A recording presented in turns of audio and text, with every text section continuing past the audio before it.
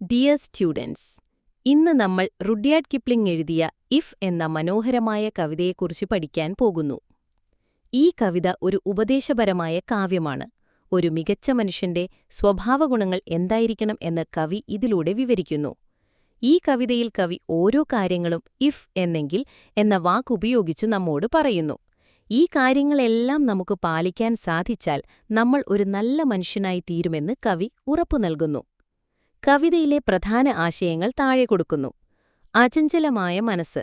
മറ്റെല്ലാവർക്കും നിങ്ങളുടെ നേരെ സംശയമുണ്ടാകുമ്പോഴും കുറ്റപ്പെടുത്തുമ്പോഴും നിങ്ങൾക്ക് സ്വയം വിശ്വസിക്കാൻ കഴിയണം. മറ്റുള്ളവരുടെ സംശയങ്ങളെയും നിങ്ങൾ പരിഗണിക്കണം. ക്ഷമയും സത്യസന്ധതയും. കാത്തിരിക്കുമ്പോൾ നിങ്ങൾക്ക് മടുക്കാതിരിക്കാൻ കഴിയണം. നിങ്ങളെക്കുറിച്ച് നുണകൾ പറയുമ്പോൾ നിങ്ങൾ നുണകൾ പറയാൻ പാടില്ല. മറ്റുള്ളവർ നിങ്ങളെ വെറുക്കുമ്പോൾ നിങ്ങൾ അവരെ വെറുക്കരുത്.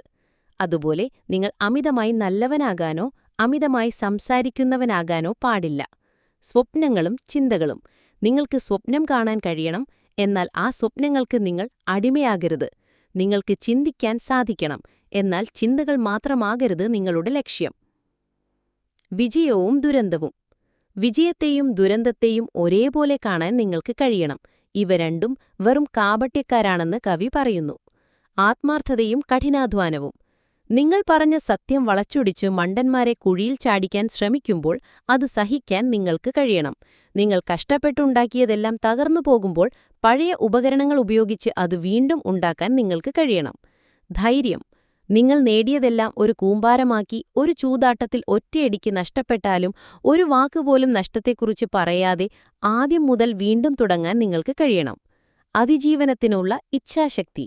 നിങ്ങളുടെ ഹൃദയവും നാഡീവ്യവസ്ഥയും പേശികളും തളർന്നുപോയാലും പിടിച്ചുനിൽക്കൂ എന്നു പറയുന്ന നിങ്ങളുടെ ഇച്ഛാശക്തി മാത്രം മതി മുന്നോട്ടു പോകാൻ. വിനയം. നിങ്ങൾ ജനങ്ങളുമായി സംസാരിക്കുമ്പോൾ നിങ്ങളുടെ സൽഗുണങ്ങൾ നഷ്ടപ്പെടാതെ സൂക്ഷിക്കണം. രാജാക്കന്മാരുമായി നടക്കുമ്പോൾ നിങ്ങളുടെ സാധാരണത്വം നഷ്ടപ്പെടുത്തരുത്. സമയം വിവേകത്തോടെ ഉപയോഗിക്കാൻ. ഓരോ നിമിഷവും കൃത്യമായി ഉപയോഗിക്കാൻ നിങ്ങൾക്ക് സാധിക്കണം.